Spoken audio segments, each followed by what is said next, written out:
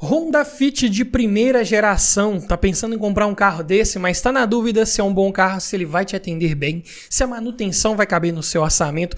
Então vem comigo que nesse vídeo eu vou fazer um levantamento completo de todos os custos envolvendo a compra e a manutenção de um carro desse. Vamos falar aqui de IPVA, seguro, licenciamento, principais peças de trocas periódicas preventivas, consumo, pontos positivos e negativos, lista de equipamentos também, tudo em detalhes. Então se já gostou do tema, não esquece de deixar aquele like no começo do vídeo para fortalecer o canal, se inscreva se ainda não for inscrito. Eu sou o Paulo Silva e esse é o Bate-Papo Automotivo.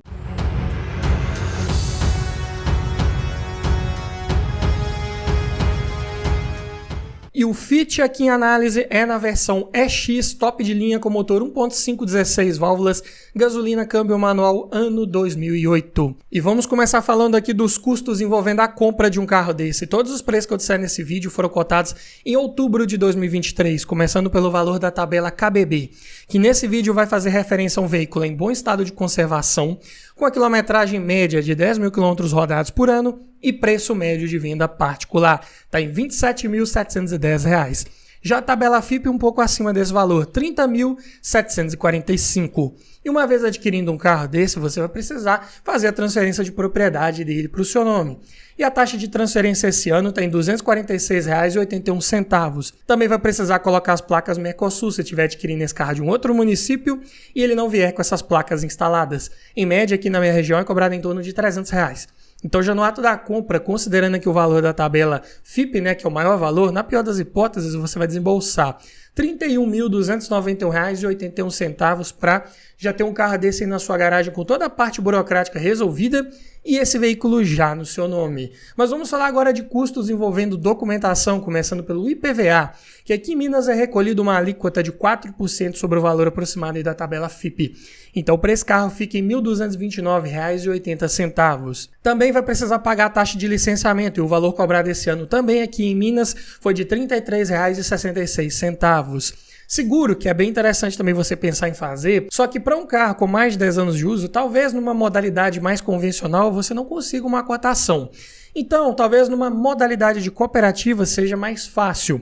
E em cotações mais recentes que eu obtive aqui, eu encontrei 12 parcelas de R$ 175 mais uma taxa de adesão de R$ 149, o que dá um total anual de R$ 2.249 para seguro. Claro que esse é um valor apenas médio, ele pode variar dependendo da sua idade, da cidade que você mora, da seguradora que você vai fazer a cotação. Então, para cada realidade, esse valor aí pode ser um pouco maior ou menor. Falando aqui de inflação que esse carro teve nos últimos 3 anos, para isso vamos pegar o valor dele de tabela cotado há exatos 3 anos atrás, ou seja, em outubro de 2020 esse carro estava avaliado em R$ 22.969. Olha só como subiu de preço. Mais precisamente, subiu média por ano nos últimos 3 anos de R$ 2.592, ou 11,28%.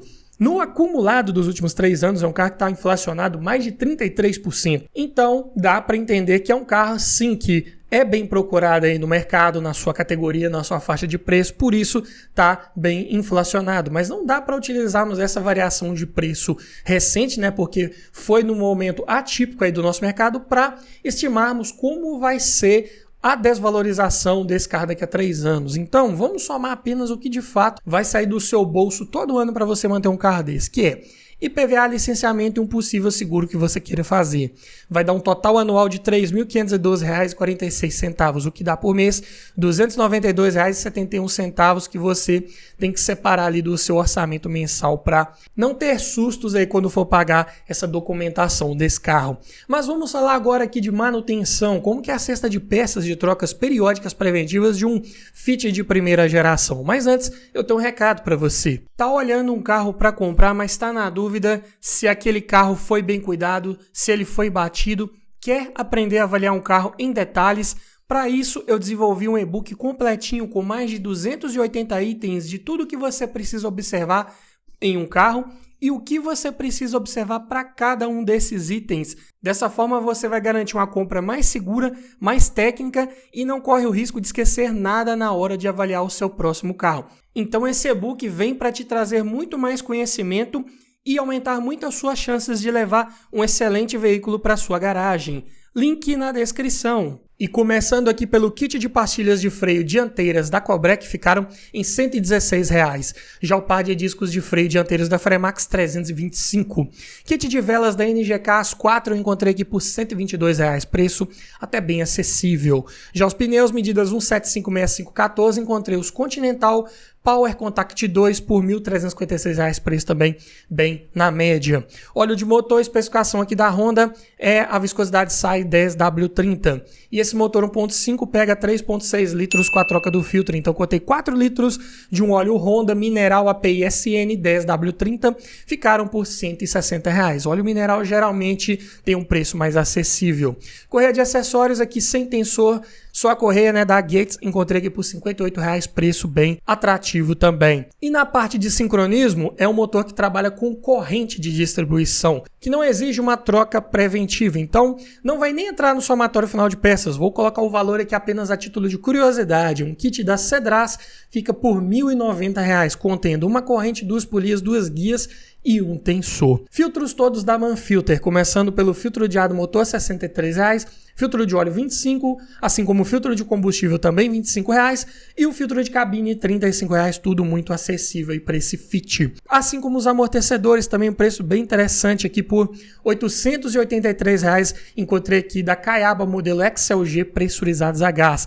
Muito bom. Claro que aqui não tem kits de batentes, coxinhos, coifas, nada disso incluso, mas para um carro dessa categoria eu digo que tem amortecedores muito acessíveis aí, com certeza. E como estamos falando da versão com câmbio manual, não vamos falar da troca do fluido de transmissão. Sendo assim, é um carro que vai ter uma cesta de peças aqui no total de R$ 3.168, uma das mais acessíveis que eu já fiz levantamento de preço aqui no canal. E esse total aqui, eu sei, é claro que você não vai trocar tudo isso de uma vez que você pegue um carro desse aí bem cuidado, com as revisões em ordem, tudo certinho. No primeiro momento, talvez você vai trocar ali um óleo de motor com filtro, mais pra frente talvez venha ali um kit de velas. São custos que você vai tendo ao longo do tempo que você tiver com esse carro. Esse somatório aqui é para você ter um comparativo com outros vídeos que eu já fiz nesse mesmo formato e ver qual carro ali que tem a cesta de peças mais barato, qual vai fazer mais sentido para você ou não. E para isso eu vou deixar a playlist completa ao final desse vídeo, fique comigo até o final, mas vamos continuar falando aqui do Fit agora em custos envolvendo abastecimento, começando pelo custo do tanque cheio. É um motor apenas a gasolina e a gasolina aqui na minha região está numa média de R$ 5,69 o litro e é um carro com um tanque pequeno, de 42 litros de capacidade. Então fica em R$ 238,98 para enchê-lo. Falando de consumo, para isso peguei dados oficiais aqui de ficha técnica. Na cidade é um carro que chega a fazer 11 km por litro, na estrada 15. Sim, é um carro que se você andar com ele de forma tranquila, ele vai te surpreender muito positivamente na questão da economia de combustível. Mas ainda falando em dados oficiais, agora na parte de autonomia, com o tanque cheio dentro de cidade, esse carro pode rodar 462 km. Já na estrada, esse alcance sobe para 630. É um carro bem econômico, só que o tanque é bem pequeno. Então a autonomia ficou ali naquela média de vários outros veículos. Se tivesse um tanque um pouco maior, sim, daria para fazer uma longa viagem sem precisar ficar parando muito para abastecer. Mas aqui ainda está aceitável. Falando de lista de equipamentos, um dos pontos de dúvida de quem está querendo comprar um carro desse, nessa versão top de linha EX já vinha de série com direção elétrica, que era um diferencial desse carro para vários concorrentes da época, com ajuste de altura da coluna de direção, além de vidro elétrico nas 4 portas, travas e retrovisores elétricos, alarme, rodas de liga leve, ar-condicionado, mais duplo airbag frontal com freios ABS.